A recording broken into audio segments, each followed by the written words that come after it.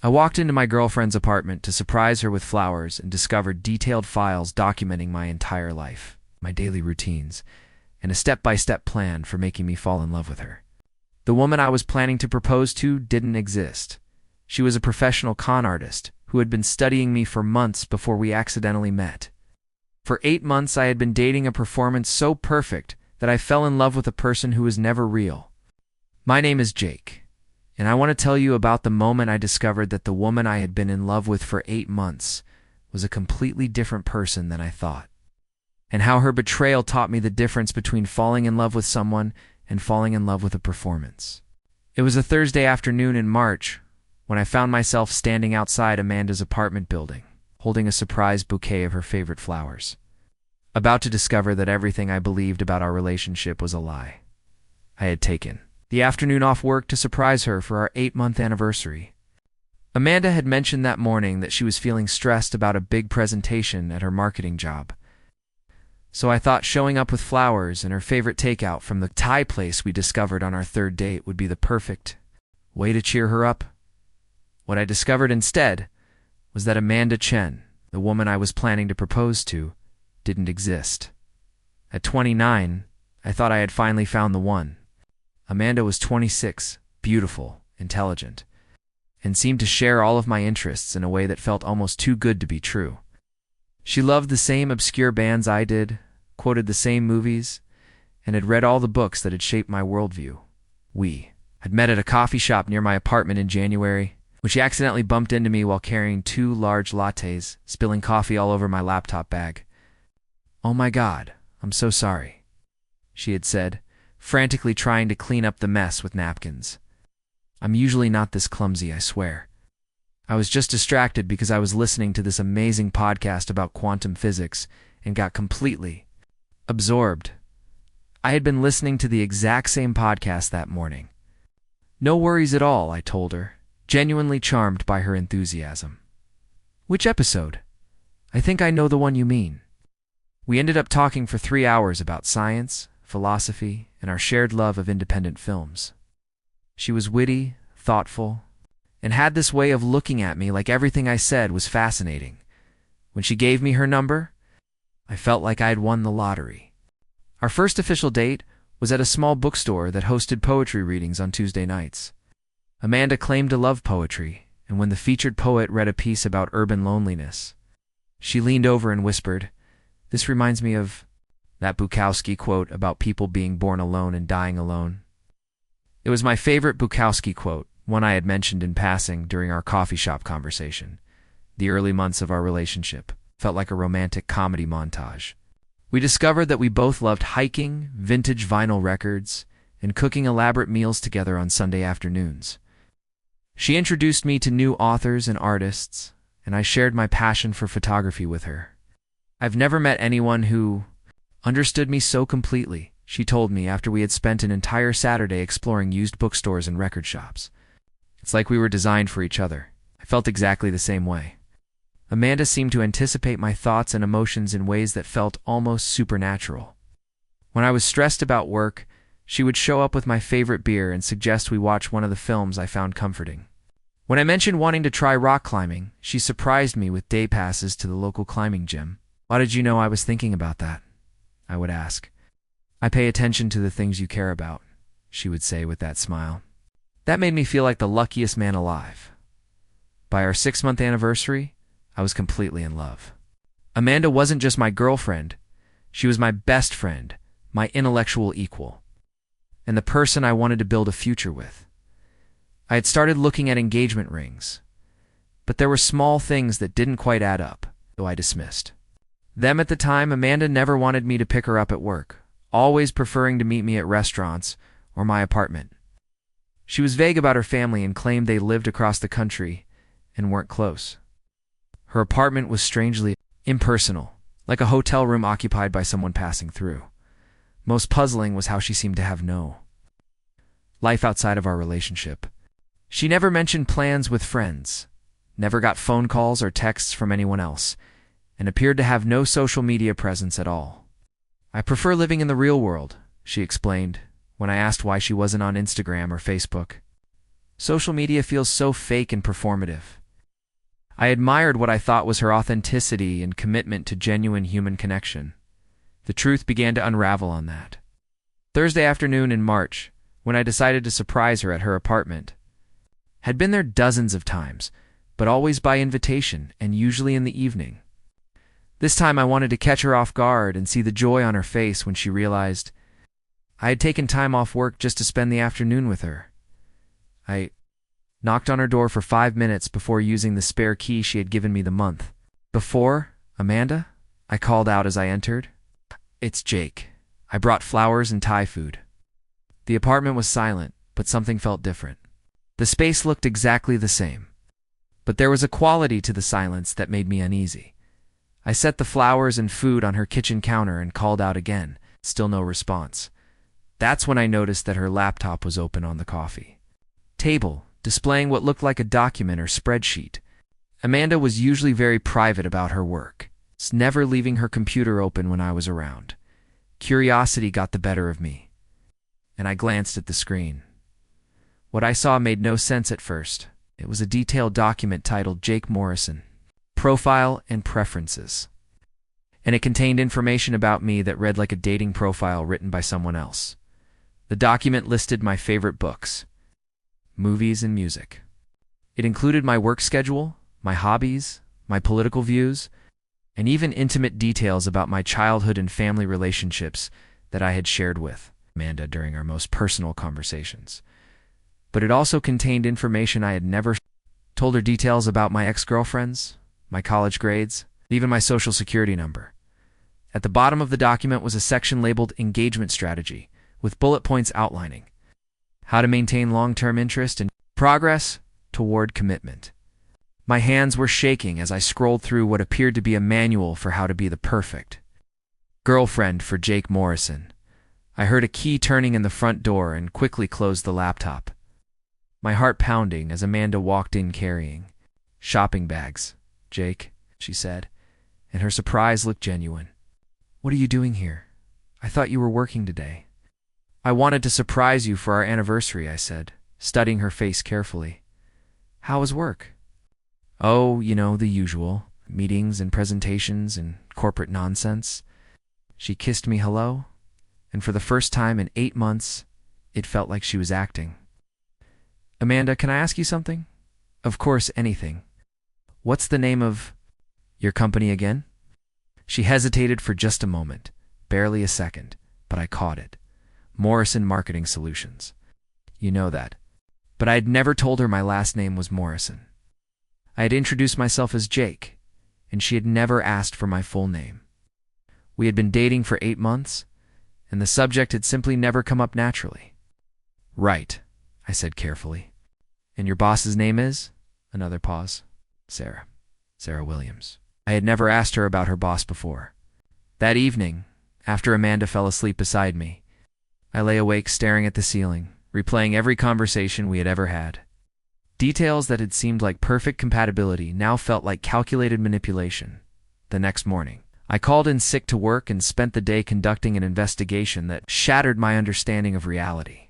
I started by calling Morrison Marketing Solutions, the company Amanda claimed to work for. The receptionist had never heard of Amanda Chen and confirmed that no one by that name had ever been employed there.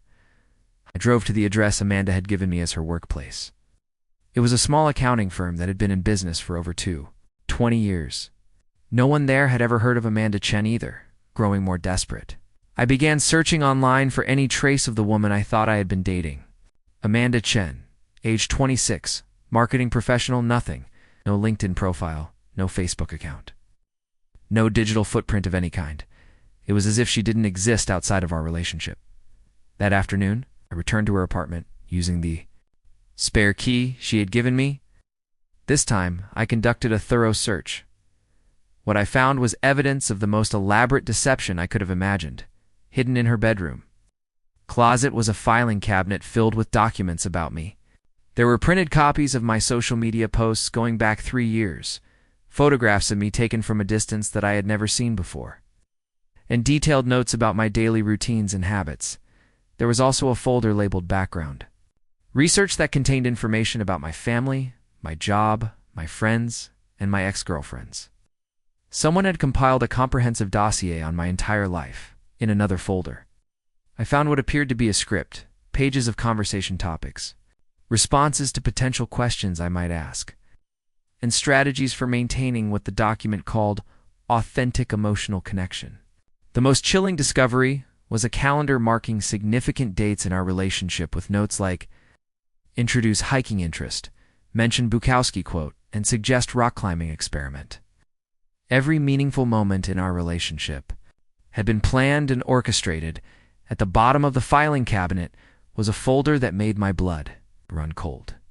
It contained similar documentation for 3 other men, complete with photographs and detailed relationship timelines. Amanda Chen was not her real name, and I was not her only victim. I sat on her bedroom floor, surrounded by evidence that the woman I loved was a professional con artist who had been systematically manipulating me for 8 months. But the worst part wasn't discovering that she was a fraud. The worst part was realizing that I had fallen in love with a person who didn't exist. Every shared interest, every moment of connection, every conversation that had made me feel understood and appreciated, all of it had been a performance designed to make me fall in love with her. When Amanda came home that evening, I was sitting in her living room with the filing cabinet contents spread across her coffee table. She walked in, saw the documents, and her entire demeanor changed in an instant. The warm, loving expression I knew so well was replaced by something cold and calculating. "How long have you been here?" she asked calmly. "Long enough." "Who are you?" She sat down across from me with the composure of someone who had been caught before and knew how to handle the situation. "My name is Rebecca Torres. I'm 31 years old, and this is what I do for a living. You make men fall in love with you for money? I create relationships with wealthy, lonely men who are looking for connection.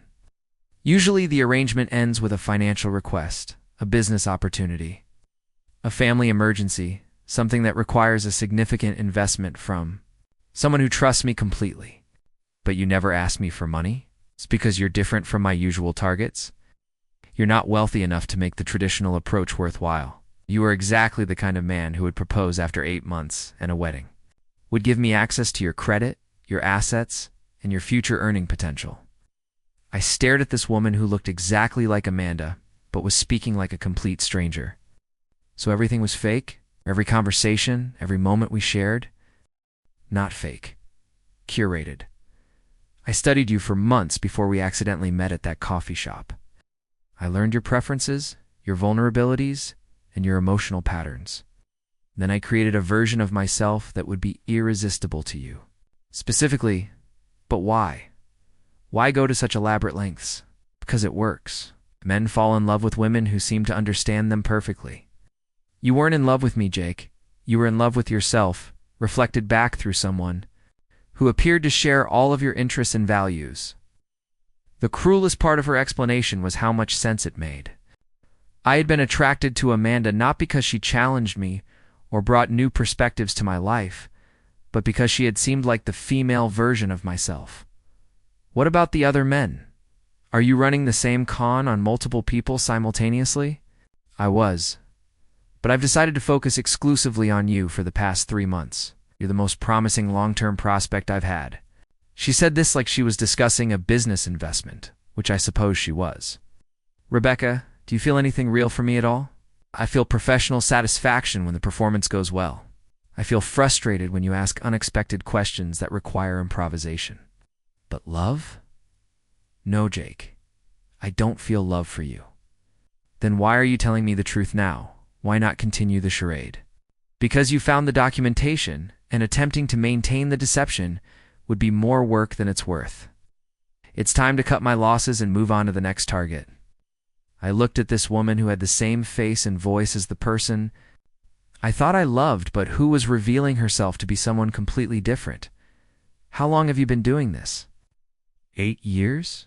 You're number 14, and the other men? What happened to them? Some figured it out like you did. Others never knew. A few are probably still waiting for me to call them back after I disappeared with their money. The casual cruelty of her confession was breathtaking. She had destroyed over a dozen lives with the same professional detachment that others might. bring to any job. Becca, do you understand that what you've done to me is a form of rape? You obtained my consent to intimacy through fraud and deception? That's a dramatic way to put it. I provided a service. I made you feel loved and appreciated for 8 months. Many people pay therapists more than what this relationship cost you just to feel understood. The difference is that therapy is based on honesty. This was based on lies. All relationships involve some level of performance, Jake. I'm just more honest about it than most people. I realized that continuing the conversation was pointless. Rebecca was incapable of understanding the emotional devastation she had caused, because she was incapable of feeling genuine emotion herself. I stood up to leave, and she made one final attempt to manipulate me. Jake, wait, we could continue. This arrangement with full transparency, you know who I really am now, but the connection we've built is still real. I could keep being Amanda for you, and you could enjoy the relationship without the illusion. You still don't understand. There is no connection, Rebecca. Amanda never existed, so neither did our relationship. Walking away from that apartment was the hardest thing I had ever done, not because I was leaving Rebecca, but because I was saying goodbye to a person who had never been real. The next few months were a kind of grief I hadn't known was possible. I was mourning the loss of someone who had never existed and a relationship that had been entirely fictional. I had to confront the humiliating reality that I had been completely fooled by a professional manipulator. Every moment I had treasured, every conversation that had made me feel understood, every gesture that had convinced me I had found my soulmate, all of it had been calculated deception. But worse than the humiliation was the existential crisis Rebecca's revelation had triggered. If I could be so completely deceived about something as fundamental as whether the person I loved was real, how could I trust my judgment about anything? I started seeing a therapist to process the trauma of discovering that 8 months of my life had been built on lies. Dr. Matthews helped me understand that what Rebecca had done was a form of psychological abuse that had long-lasting effects on my ability to trust and form genuine connections. Jake, you're not stupid or gullible for being deceived. You were targeted by someone who had spent years perfecting techniques of emotional manipulation. The fact that you're capable of deep, trusting love is a strength, not a weakness. But how will I ever know if someone really loves me or if they're just telling me what I want to hear? Real love includes imperfection, disagreement, and growth. The version of Amanda that Rebecca created for you was too perfect, too accommodating, too similar to your own interests. In healthy relationships, people challenge each other and introduce new perspectives. Through therapy, I began to understand that my relationship with Amanda had been appealing not because it was genuine, but because it was easy. I had fallen in love with a mirror, not a person. 6 months after discovering the truth about Rebecca, I met Claire at a friend's birthday party. Claire was 28, worked as a high school teacher, and disagreed with me about almost everything.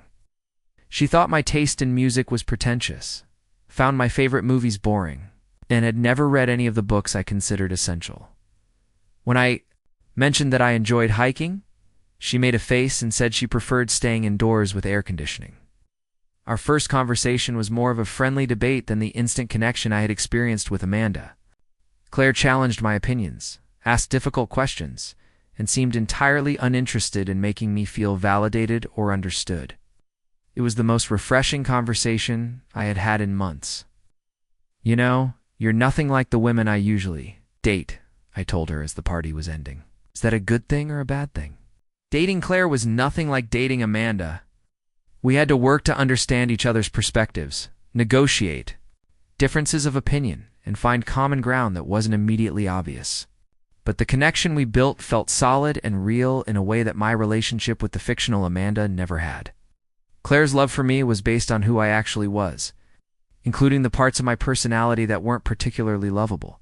I like that you're stubborn and overthink everything, she told me, after we had been dating for 3 months. It's annoying sometimes, but it's authentically you. A year after meeting Claire, I received a phone call from a detective who was investigating Rebecca Torres for fraud. She had been arrested after one of her victims, a widower she had convinced to invest in a fake business opportunity, filed charges against her. Mr. Morrison, We found documentation indicating that you were also involved with Ms. Torres. Are you interested in pressing charges? Thought about it for several days before deciding against it. Pursuing legal action would mean reliving the entire experience in court, and I had finally reached a place where I could think about Rebecca without feeling devastated. No, detective, I just want to move on with my life. I understand. For what it's worth, you weren't the only one who was completely fooled. This woman was a professional, and her methods were extremely sophisticated. The detective's words provided some comfort, but the real healing had come from building a genuine relationship with Claire and learning to trust my judgment again. 2 years after discovering the truth about Rebecca, Claire and I moved in together. Our relationship wasn't perfect or effortless like my time with Amanda had seemed to be. We had disagreements, misunderstandings, and moments when we had to work hard to understand each other's perspectives. But it was real, and after 8 months of living in a fantasy, reality felt like a gift. The most important lesson I learned from my experience with Rebecca was that love isn't about finding someone. It reflects all of your own interests and preferences back to you. Real love is about finding someone whose authentic self complements your authentic self, even when that means dealing with differences and imperfections. Rebecca had been right about one thing. I hadn't been in love with her. I had been in love with an idealized version of myself, reflected back through someone who appeared to understand me perfectly. But with Claire, I was learning what it meant to love someone for who they actually were, and to be loved in return for who I actually was, flaws and all. The woman who convinced me that perfect compatibility was possible ended up teaching me that imperfect authenticity was infinitely more valuable. And I couldn't be more grateful for the lesson, even though learning it nearly destroyed my ability to trust anyone again. Sometimes the most devastating deception leads to the most important truth, that being loved for who you pretend to be is worthless compared to being loved for who you actually are.